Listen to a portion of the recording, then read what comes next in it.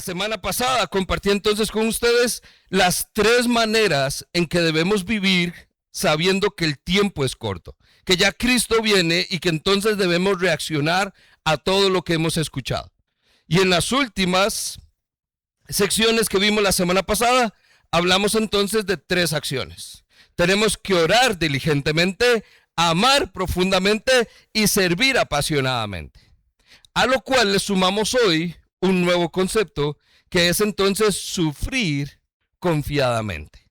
Esa manera en que nosotros vamos a terminar nuestra carrera es conscientes de que viene el sufrimiento, pero estamos más confiados que asustados. Ese es el propósito. La esperanza en Cristo nos permite permanecer firmes aún en medio del sufrimiento. Y esa esperanza sigue viva. En el año 64 aproximadamente, Nero, que es uno de los dirigentes de Roma, se le señala por una acción devastadora. Este es bien conocido por sus diseños, arquitecturas, ideas asombrosas realmente que revolucionaron el Imperio Romano. Pero dicen por ahí algunos que se cansó de la ciudad y entonces mandó a quemarla intencionalmente, con el propósito de poder reconstruirla. Obviamente, cuando ve que todo el mundo está, espera, que pega el brinco, tiene la genial idea de decir, aquí hay que culpar a alguien para que no se me vengan encima. Y justo está entonces el movimiento cristiano en apogeo y dice, ¿sabe qué? Fueron ellos, los cristianos. Por todo lo que están haciendo, ellos entonces quemaron la ciudad. Y esto lo que hace es que entonces potencia una persecución que ya venía sucediendo, pero que ahora entonces se extiende por algunos años más y de una forma muy severa. En medio del fuego, en medio de la persecución, en medio del sufrimiento, leamos esta porción de texto a continuación, porque creo que nos sienta entonces a dónde estamos. Dice capítulo 4, verso 12. Queridos hermanos, no se extrañen del fuego de la prueba que están soportando, como si fuera algo insólito. Al contrario, alégrese de tener parte en los sufrimientos de Cristo, para que también sea inmensa su alegría cuando se revele la gloria de Cristo. Dichosos, palabra clave, dichosos ustedes si los insultan por causa del nombre de Cristo, porque el glorioso Espíritu de Dios reposa sobre ustedes. Que ninguno tenga que sufrir por asesino, ladrón o delincuente, ni siquiera por entrometido. Pero si alguien sufre por ser cristiano, que no se avergüence, sino que alabe a Dios por llevar el nombre de Cristo. Porque es tiempo de que el juicio comience por la familia de Dios. Y si comienza por nosotros, ¿cuál no será el fin de los que se rebelan contra el Evangelio de Dios? Si el justo a duras penas se salva, ¿qué será del impío y del pecador? Así pues, los que sufren según la voluntad de Dios, entregándose fiel al Creador, sigan practicando el bien. Esta última porción del texto, en el capítulo 4, entonces, habla del sufrimiento. Retoma el tema que ha sido central en toda su carta. Pero dice, no se sorprendan del sufrimiento, al contrario, alégrense. Inmediatamente usted puede reaccionar a cómo reaccionaron los oyentes el día que escucharon la carta. Suave, Pedro, explíquese bien. ¿Cómo que me alegre? Estoy llevando palo, estoy sufriendo y usted dice que eso debería ser causa de alegría. Es más adelante les dice, pero dichosos ustedes. No, Pedro, véngase aquí a ver si es cierto. Bueno, ese es el detalle. Pedro escribe porque conoce lo que es sufrir por causa de Cristo. Pedro no está diciéndole a una audiencia cómo debe comportarse sin él mismo saber lo que es sufrir a causa de Cristo. Ese es el detalle. Queridos hermanos, le dice Pedro, comenzamos a ver que a este punto hay una conexión emocional con el mensaje. Viene a partir de su experiencia personal. Y en ese momento, Pedro entonces anticipa lo que ellos van a experimentar más adelante. alegría y gozo. ¿Cómo? ¿Cómo estas dos palabras van en medio del sufrimiento? Bueno, repite lo que ya había dicho anteriormente, que nadie sufra por hacer el mal. Si vamos a sufrir, suframos por hacer el bien. Y termina hoy entonces diciendo, si van a sufrir como cristianos, glorifiquen a Dios. O sea, por si fuera poco, en medio de lo que estén sufriendo, acuérdense de que esto es para gloria de Dios. Van a sufrir. Si tuviéramos que resumir la carta, quitar todo lo demás y dejar el mensaje clave, ¿qué es lo que está diciendo Pedro en estos versos? Recuerden que van a sufrir.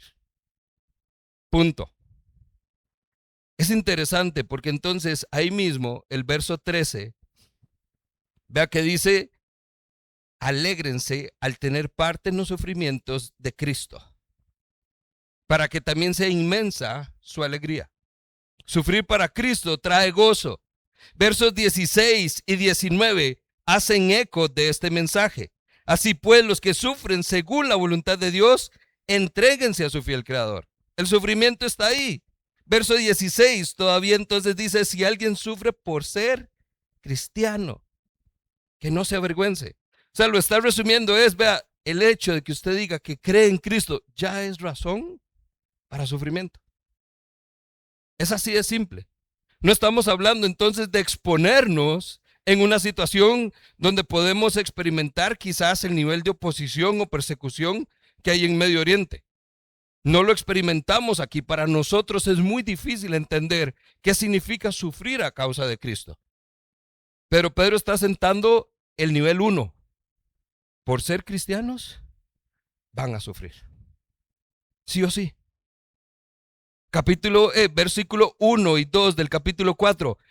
Pedro ya lo mencionó. Capítulo 5, que vamos a ver ahorita, versos 8 y 10, sigue hablando del sufrimiento. Es parte de la vida del creyente. Es interesante porque, dato curioso, nadie, ningún otro autor habla del sufrimiento como lo hace Pedro. Y Pedro solo tiene 2 cartas. Y en esta es donde se menciona la mayor cantidad de veces la palabra sufrimiento. Y son 5 capítulos. Pedro, usted no tenía nada más de qué hablar. O sea, caminó con Cristo. Y en 5 capítulos, escoge la peor parte quizás. Es que no es la peor, dice Pedro. Si ustedes vieran lo que es sufrir por Cristo. Si ustedes entendieran el gozo y la alegría que trae saber que Cristo es quien nos va a sostener firmes hasta el final.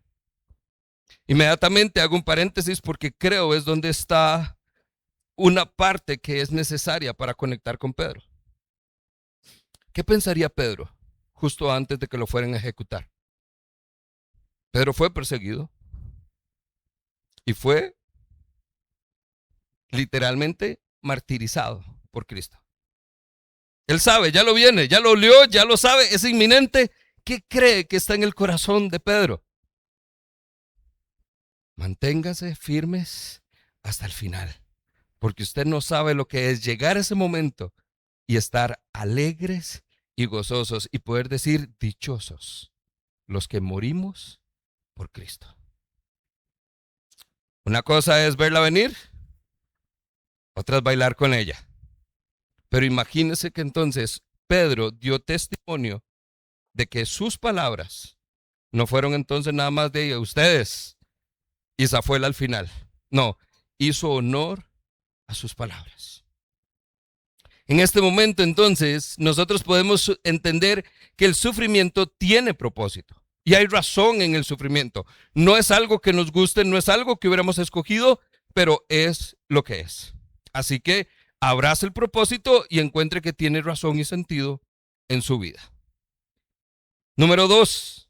A partir de ahí entonces, dice Pedro, vamos a tener un par de exhortaciones.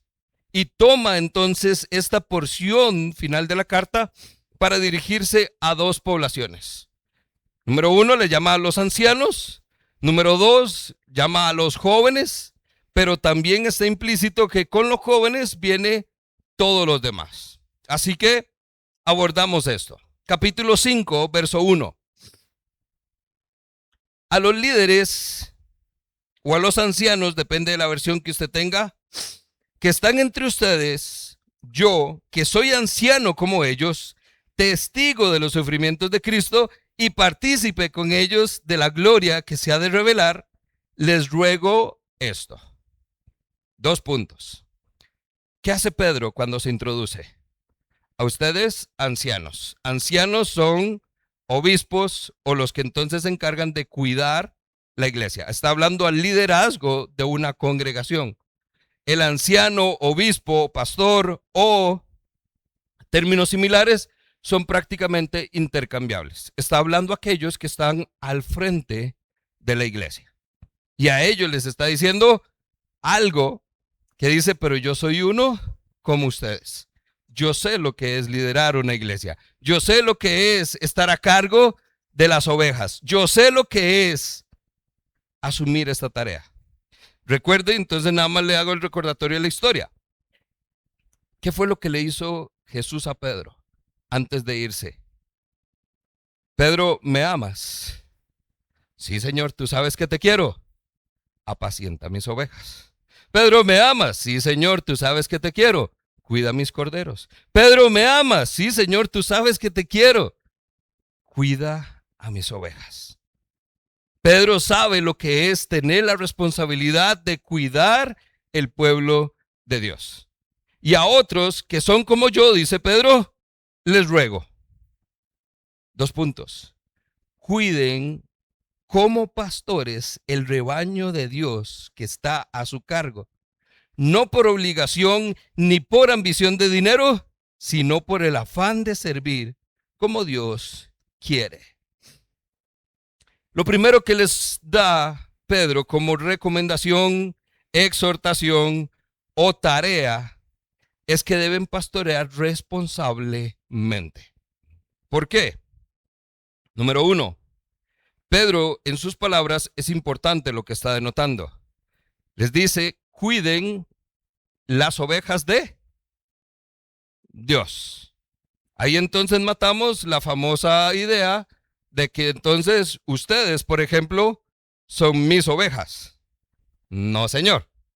Ustedes no son mías. Ustedes le pertenecen al Señor.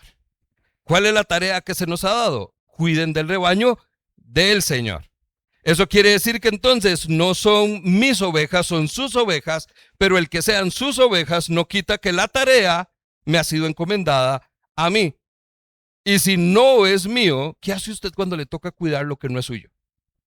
A un sobrino, a un nieto, cuando le dejan algún compañerito de la escuela, alguna mascota incluso, porque ahora son como hijos, entonces Dios guarde algo le pase. Pastoreen responsablemente, porque usted tiene que dar cuentas de quién está a su cargo. Cuando llega entonces la persecución, Pedro sabe, lo ha vivido y lo entiende y lo quiere compartir. La iglesia necesita dirección, necesitan cuidado, necesita ejemplo, necesita pastores que estén presentes, no líderes que literalmente se pinten de colores, como dice. Líderes que desaparecen. Cuando las cosas se ponen color de hormiga, ¿y a dónde está? No, hombre, fue el primero que salió corriendo, allá por la esquina. Cuiden a sus ovejas. Es una frase que no es de Pedro, es un concepto que ha desarrollado Jesús a lo largo de todo el Nuevo Testamento. ¿Quién es la puerta? Yo soy el buen pastor. Hay todo un concepto alrededor del cuidado de ovejas que trasciende incluso al Antiguo Testamento. Usted recordará entonces al rey David, cómo comenzó todo. Pareciera la tarea más baja de todas, pero ahora Pedro dice, es la más importante de todas. Ustedes pastoreen responsablemente. ¿Cómo sobrevive una iglesia que está sufriendo? Con pastores entonces preparados, listos para hacer su tarea, para cuidar a las ovejas, para guiar a las ovejas en medio del proceso, para traer bálsamo cuando las cosas no están bien, para traer ánimo cuando sentimos que están aflojando. Así es como sobrevive. El sufrimiento entonces Pedro no lo da por sentado de que ustedes a ver cómo hacen. No, para eso han sido entonces puestos como parte de un rebaño. Y hay entonces pastores que deben cuidar de ustedes. Sin embargo, viene también de la mano en la manera en que deben hacer. No solo deben pastorear responsablemente, sino que deben servir voluntariamente. Háganlo ustedes porque quieren, no por ambición, no por el afán del dinero. Y si fuera por dinero, vea, no sale. Si es por la ambición de poder y estatus, de nada sirve, porque serán doblemente juzgados. Hay advertencias serias. Por eso Pablo dice, si alguno aspira a ser obispo, pastor o cuidador de ovejas, a noble función aspira. Hay una responsabilidad, pero Pedro de alguna manera dice, háganlo ustedes voluntariamente, que sea su deseo de servir, porque es lo que Dios quiere. Y lo liga con entonces el tercer concepto, que es guiar con humildad. Dice, háganlo entonces no solo por ambición, y pone el trato. Vea lo que dice entonces. Hágalo con el afán de servir como Dios quiere. Verso 3. No sean tiranos con los que están a su cuidado, sino sean ejemplo para el rebaño. Porque así cuando aparezca el pastor supremo, ustedes recibirán la inmarcesible corona de gloria. ¿Por qué está esto acá? Hago un pequeño paréntesis. Pedro quizás puede estar recordando un episodio que vivió mientras estuvo con Jesús. Recuerden que Jesús dictó cómo se debe servir. Y en algún momento, Marcos capítulo 10 habla entonces de aquel momento donde dos hermanillos se acercan a Jesús. Y con valentía y un poco de ignorancia, creo yo, Señor, concédenos lo que te vamos a pedir. Cuando estés donde tengas que estar, queremos estar uno a la derecha y otro a la izquierda. Yo no sé qué hubiera hecho en ese momento, porque hay momentos que dice, es que el momento ministerial es clave. Aún así, estos dos se fueron valientes. Dice el texto, Marcos capítulo 10, que los otros discípulos se enojaron con ellos. Pero no porque, ¿cómo se les ocurre, muchachos? Es porque le ganaron la vuelta. Porque se les ocurrió primero. Pero todos estaban pensando lo mismo. Cuando el Señor esté donde tenga que estar, somos 12. Y los lugares de privilegio son 2. ¿Quiénes? Y la respuesta de Jesús, verso 42. Jesús los llamó y les dijo, como ustedes saben, los que se consideran gobernantes de las naciones oprimen al pueblo. Los altos oficiales abusan de su autoridad. Pero entre ustedes no debe ser así. Al contrario, el que quiera hacerse grande entre ustedes deberá ser su servidor. Y el que quiera ser primero deberá ser esclavo de todos. Y no termina ahí. Porque el Hijo del Hombre, dice Jesús, no vino para ser servido. Vino para servir y para dar su vida en rescate de muchos. Cuando Pedro recuerda la responsabilidad de liderar la iglesia, ¿cómo es el liderazgo? De servicio. Es la teología de la toalla amarrada y el siervo de rodillas. No, pero es que no es así como se ve. Eso no tiene posición, eso no tiene exposición. Bueno, recuerden, ¿qué es lo que dice Pedro entonces? Pastoreen responsablemente, sirvan de verdad a su pueblo, pero guíenlos siempre con humildad. Que no haya ambición, que no haya otros deseos. Esto simplemente lo hacemos porque seguimos el ejemplo de Cristo. El liderazgo se trata de servicio. Pedro acaba de decir en los versos anteriores, se trata de servirnos los unos a los otros con la multiforme gracia que se nos ha dado. Familia, la iglesia persevera, se mantiene firme hasta el final cuando sirve con humildad y aprende a depender de Dios. Y eso es lo que han entendido porque sus líderes es lo que les han enseñado. Aquel que quiera ser el primero, que sea esclavo de todos. Verso 4 dice, así, cuando servimos de esta manera, cuando pastoreamos responsablemente, cuando hacemos las cosas que debemos hacer con humildad, el pastor supremo va a venir, el verdadero pastor de las ovejas. Y entonces ustedes, los pastores, recibirán una corona de gloria. Ahí es entonces donde yo les digo, chivita, chivita, a mí me van a dar una corona. Y ustedes, no, acabamos de hablar de humildad, acabamos de ver que no es posición. No es lo que yo voy a recibir. Ustedes también van a recibir coronas. La mía va a ser más bonita, pero no importa. No. Y ahí seguimos. Ese es el tema de siempre. Ok, todos tenemos, pero ¿y la mía? Porque yo soy el más importante, yo soy el primero, yo soy el... Y denle otra vez. La Biblia habla de varias coronas. Y cuando lleguemos al cielo, unos van a tener la corona de gloria, otros la corona de justicia, otros la corona de vida. No importa cuál corona, porque ¿sabe qué es lo que pasa al final? Apocalipsis capítulo 4 dice que estando en el trono, los 24 ancianos se postran delante del Cordero y se quitan sus coronas. Es más, dice que las tiran delante de él. Así que vamos a recibir coronas que ni siquiera vamos a usar. ¿Importa? No. Pero Pedro de cierta manera está poniéndonos el énfasis. Recuerde, aquí no se trata de lo que va a pasar ahorita, sino de lo que va a pasar al final. Hágalo, porque lo que hace hoy, como Dios manda, va a tener una recompensa cuando lleguemos a casa. Jóvenes, verso 5. Asimismo, entonces ustedes sométanse a los líderes. ¿Dónde están los jóvenes? ¿Quién dice amén? Diga, no importa, esto es juventud en el espíritu. No solo los chiquillos son los que no también son tan chiquillos. Hay dos formas de interpretarlo. Puede que sea por edad realmente, puede que sea simplemente si unos son ancianos, los otros obviamente son jóvenes, son dos opuestos, dos caras de una misma moneda. Quizás lo que más puede estar ahí en el texto es que en el mundo grecorromano y a nivel judío, la sabiduría, el liderazgo y la capacidad para tomar responsabilidad estaba sobre las personas mayores. Por eso entonces líderes religiosos, el Sanedrín, puestos importantes, todos eran personas adultas mayores, porque tenían más sabiduría, más capacidad. Por eso quizás Pedro entonces dice primero, bueno, los que lideran, y ahora entonces los chiquillos. Pero ahí es entonces donde podemos ver quiénes son los chiquillos. Todos los demás, todo el resto de la iglesia. Están los que lideran y los que son liderados.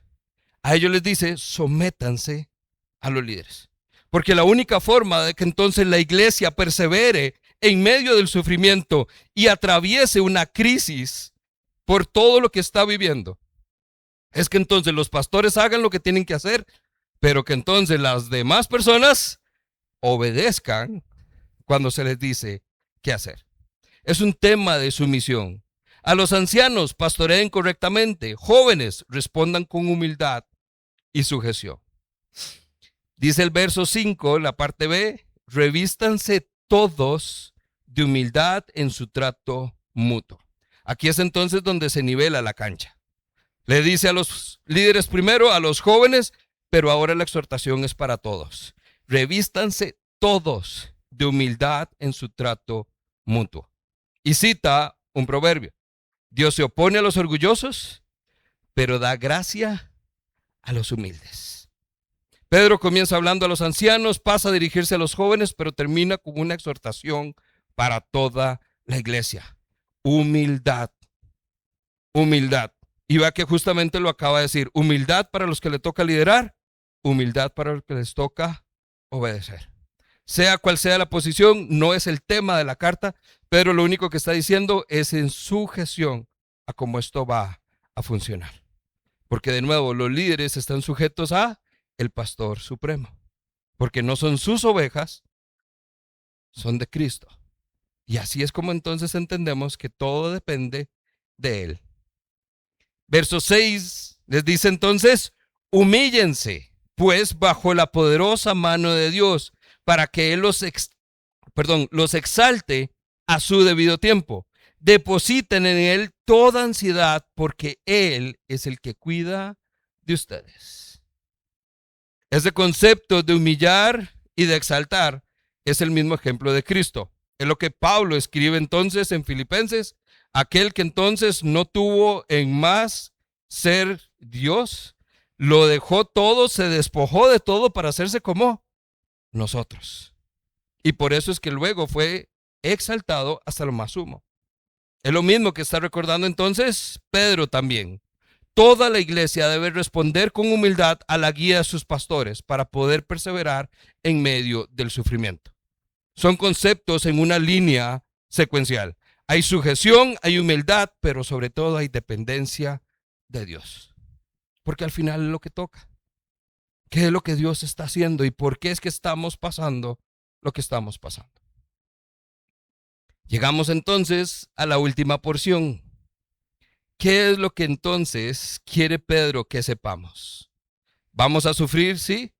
En medio del sufrimiento tenemos que vivir humildemente y tenemos que hacer las cosas bien, ya sea que seamos líderes o ovejas obedientes. Pero Pedro quiere que permanezcamos firmes hasta el final. Verso 8 dice entonces Pedro: practiquen el dominio propio, manténganse alerta, pues su enemigo el diablo ronda como león rugiente buscando a quien devorar. Resístanlo manteniéndose firmes en la fe, sabiendo que sus hermanos en todo el mundo están soportando la misma clase de... Pedro va a seguir con el tema. Oiga, está saliendo, mantengámonos firmes, hagamos lo que tenemos que hacer. Introduce el tema del diablo, pero ahí el diablo dice, pero todo el mundo está sufriendo por él también. Sigue el concepto, es que Pedro dice, no lo podemos quitar de la variable. Pedro entonces cierra con llamados muy concretos. Sean sobrios, estén alerta y resistan al diablo.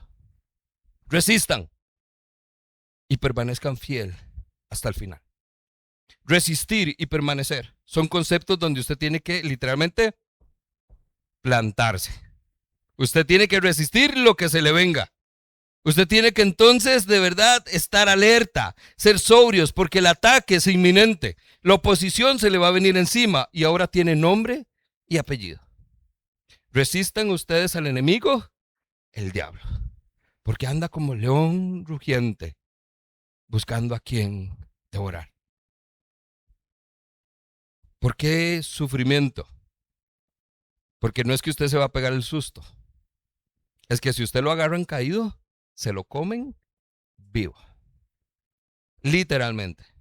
Detrás de la oposición que enfrenta la iglesia existe un adversario espiritual que tiene nombre. Se llama Satanás. Todo el sufrimiento que experimentamos como creyentes puede tener su origen en ese enemigo que todos conocemos. Nuestra lucha no es contra sangre ni carne, sino contra potestades, huestes de maldad. Nuestra lucha es contra Satanás.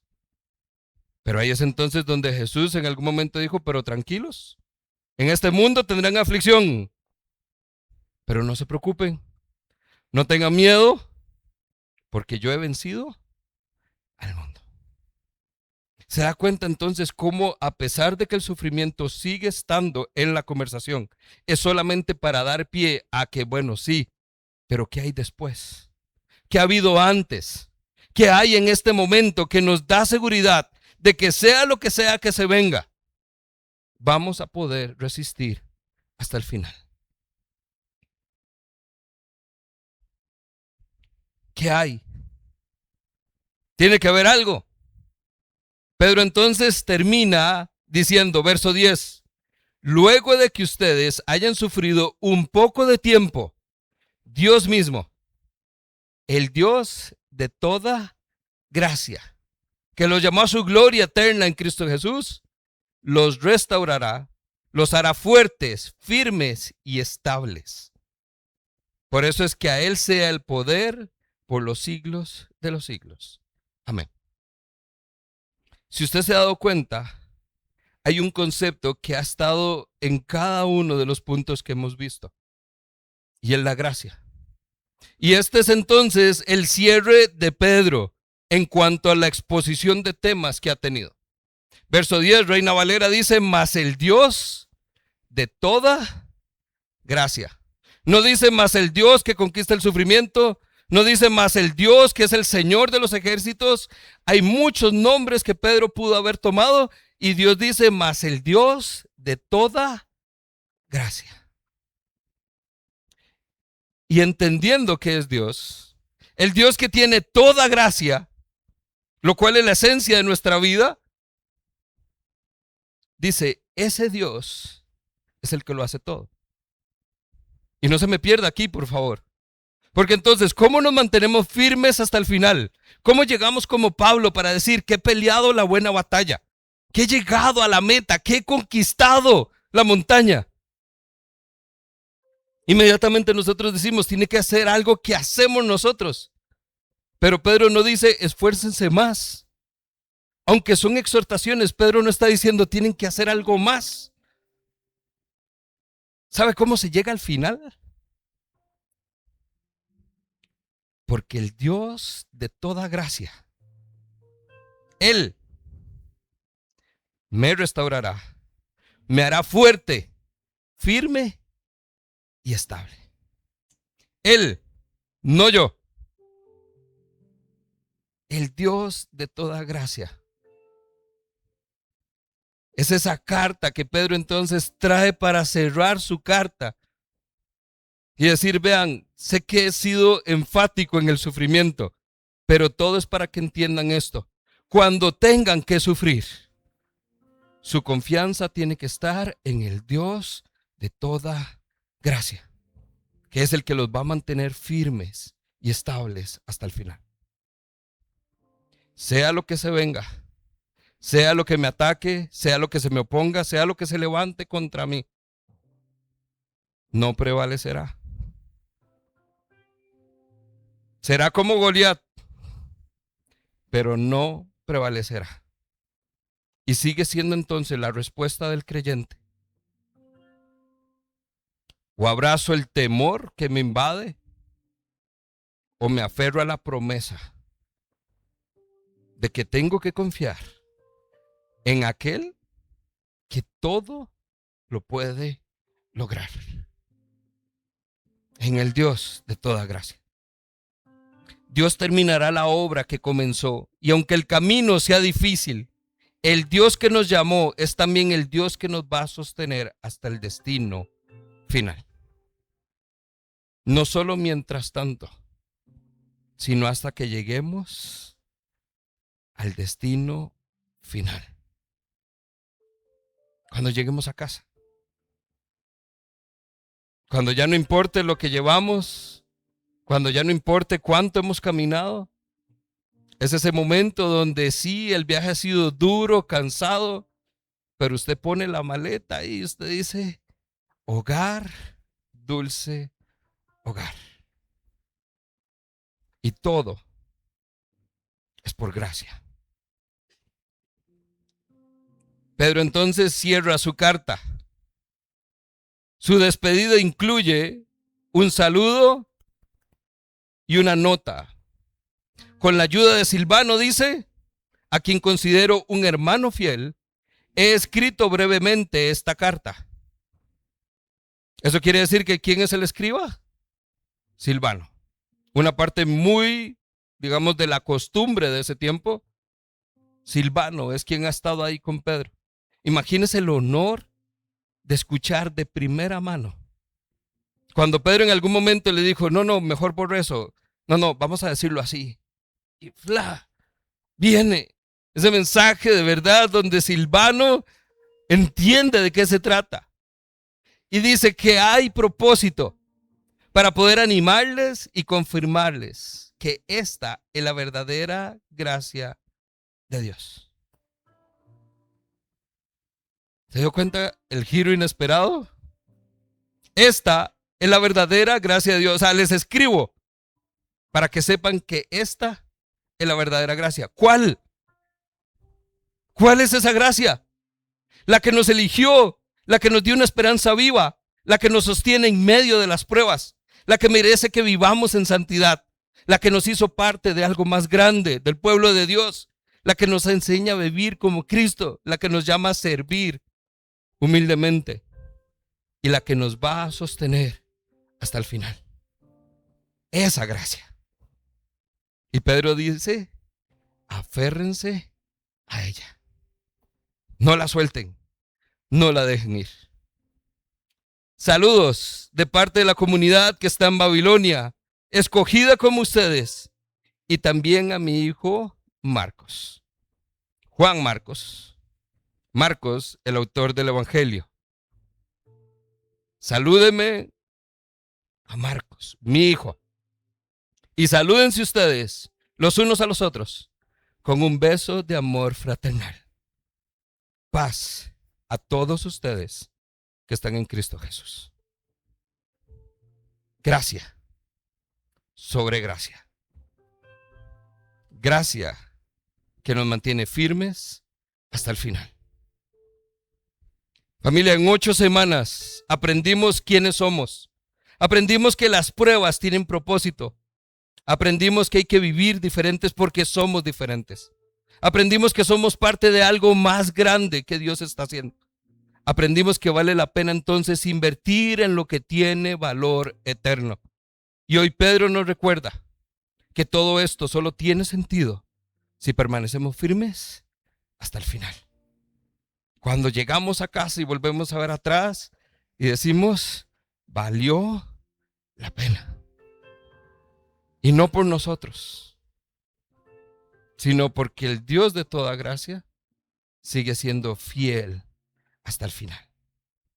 Somos peregrinos en tierra extraña que avanzan con una esperanza viva, Cristo Jesús. No porque el camino sea fácil, sino porque aunque tengamos que sufrir por un poco de tiempo, sabemos quién es el que nos sostiene hasta el final. Cristo Jesús. Amén.